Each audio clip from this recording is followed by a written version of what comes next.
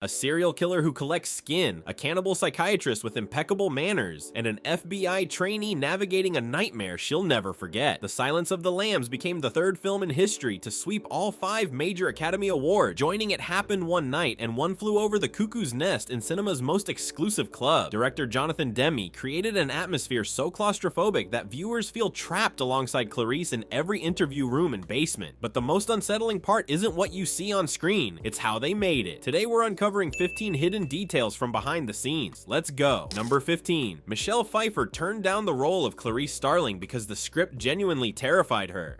The actress who would go on to play Catwoman admitted in later interviews that she regretted the decision, calling it one of the biggest mistakes of her career. Multiple A-list actresses, including Meg Ryan and Laura Dern, also passed on the role before it reached Jodie Foster. Foster seized the opportunity and delivered a performance that earned her the Academy Award for Best Actress. Foster's Clarice became the gold standard for portraying intelligent, vulnerable women in thriller films. The role that scared away Hollywood's biggest names became the performance that defined Foster's entire career.